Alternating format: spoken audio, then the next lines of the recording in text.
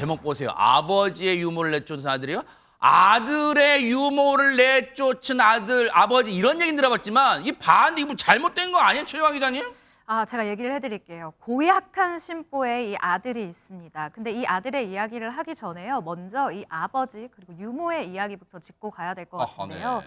이 과거 아버지가 어린 시절이었습니다. 유모가 가족과 함께 이 생활을 하면서 어렸었던 이 아버지를 잘 키워내고 그리고 집안일을 도와왔었던 거예요. 그런데 이 유모가 나이가 들어서 집에서 나왔습니다. 그리고 이 기초생활수급자로 폐지를 주면서 생계를 이어온 거예요. 아이고. 그런데 이 유모 90대가 되면서 치매까지 앓게 됐습니다. 아이고 세상에. 지금 이제 안타깝잖아요. 근데 박성배 변호사님 그 아버지란 분이 어릴 적 자신을 키워준 유모가 지금 밖에 나가서 나이가 들어서 이런 생활을 한다. 어떻게 소식을 못 들었을까요, 그러면? 그렇지 않습니다. 2014년에 아버지가 자신을 키워준 유모의 딱한 사정을 알게 됩니다. 어허. 그리고 외면하지 않습니다. 네. 7평 크기의 오피스텔을 아들 명의로 구입한 뒤에 유모를 이곳에서 머물게 합니다. 즉 이곳에 쭉 살게 해주는데 세상에. 유모가 이곳에서 사시다 돌아가시게 되면 아들에게도 물려줄 계획을 가지고 있었던 것입니다. 야, 참 저 아버지란 분 우리 그런 거 있잖아요. 은혜를 진짜 아는 그 반포지우란 그 까마귀도 심지어 그 까마귀도 이 은혜를 알자는 사람으로서 정말 은혜를 저버리지 않는 그런 심성을 갖고 계신 분인데 세상에 하재근 평론가님 유모 입장에서는요 얼마나 감사하고 진짜 그랬을까 눈물이 글썽글썽 맺혔을 것 같아요. 그렇죠. 유모 되는 분 입장에서는 정말 고마웠을 것 같기도 하고 네. 그런데 이게 아들 입장에서도 보면 어떻게 보면 좋은 일이기도 하잖아요. 그럼 더 집이 생겼네요. 자기의 나중에 명의로 어쨌든 물려받을- 생긴 거잖아요. 네. 뭐 지금 당장 자기가 입주하는 건 아니라 하더라도. 아하. 근데 좋아할 일일 것도 같은데 아들은 오히려 이때 화가 났던 것 같습니다. 왜요? 평수가 작아서요? 그게 아니라 왜 내 집에서 아버지 유모가 사시는 거야? 어머나? 라고 화가 났던 것 같습니다.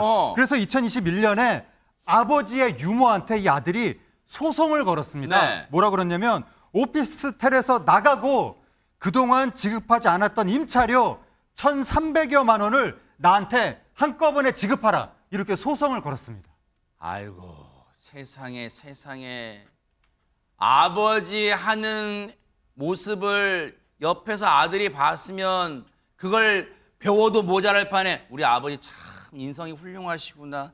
아들인 나도 참 아버지 같은 삶을 살아야겠다 하는 게 아니라 뭐라고요? 왜 내 집에서 어르신이 지금 살고 계세요? 당장 나가시고 그동안 그 월세 1,300만 원 내놔요. 이게 지금 할 말이에요, 지금 김현진 평론가님.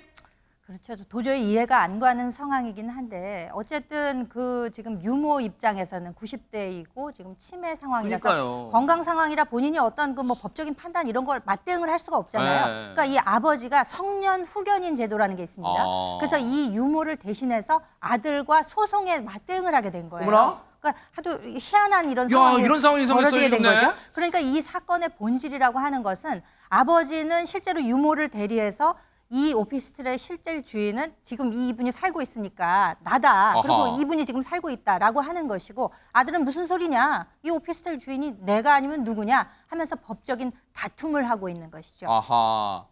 그러면서 보세요. 저 아들이 아버지가 저 어르신의 이 성년 후견인을 자처해서 소송을 당신의 아들 상대로 소송하는 지금 약간은 이례적인 이 상황이 됐잖아요. 그러면 우리 아버지가 이렇게 저 어르신 유모였던 저 어르신을 정말 아끼시고 정말 정성이 지극하시구나. 내가 잘못했지라고 반성하기커녕 앞서 사파 좀 다시 보이죠. 뭐라고 한 줄 아세요? 저 아들이 뭐라고 한 줄 아세요? 아버지가 저렇게 소송을 하셨는데 아버지 잘못했습니다. 한 게 아니라 무슨 소리예요?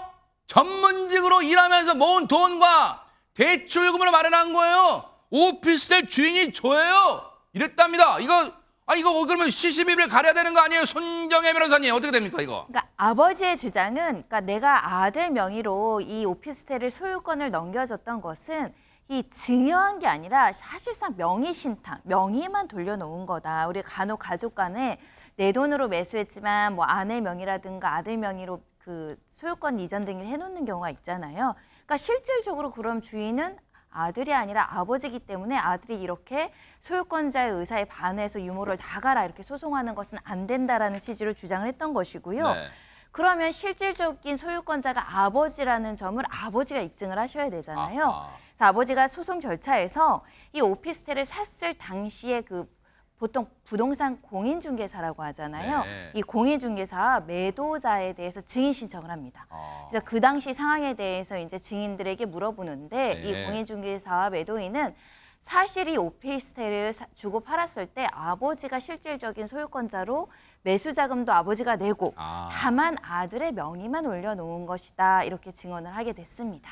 거 봐요. 우리가 이장표천이란 말이 있어요. 손바닥으로 하늘을 가린다 그래.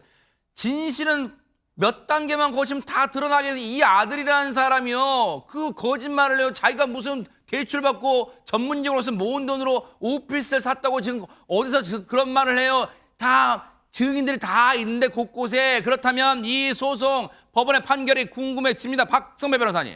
우리나라는 명의신탁법이 있어서 이 명의신탁 약정도 무효이고 등기도 무효입니다. 그렇지만 부동산의 명의자가 아닌 실질적인 매수인이 소유자로 인정받기가 상당히 어렵습니다. 그럼에도 불구하고 이 사건에서 1심 재판부는 오피스텔의 실질적인 소유주는 아버지라고 판단하면서 네. 아들의 유모에 대한 청구를 기각합니다. 이후에 아버지는 아들을 상대로 직접 소를 제기해서 오피스텔을 본인 명의로 찾아오기도 하는데 이 아들은 유모를 상대로 한 소송에서 패소하자 이에 불복해 항소합니다. 그렇지만 항소심 재판부도 어허. 1심의 판단이 적절하다면서 항소를 기각하기에 이릅니다. 시청자 여러분들 지금 들으시면서 마치 잘 짜여진 동화 속 소설 속 얘기 같잖아요.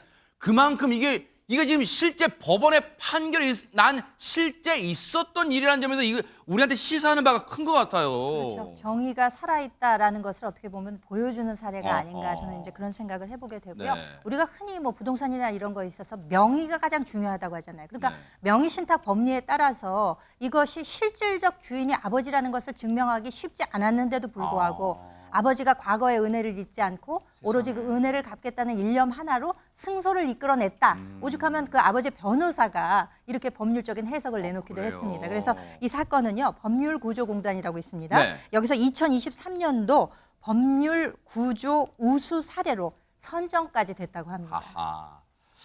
모르긴 몰라도요. 그런 생각이 들어요. 저 아버지란 분의 은혜를 아는 그 마음에 하늘이 감동한 판결 아닌가 그런 생각도 감히 해봅니다. 저 아들이란 사람 지금이라도 조금 비뚤어졌던 마음 반성하기를 그리고 그 구순의 그 어르신 같이 효도를 다하기를 한번 당부를 드려보도록 하겠습니다.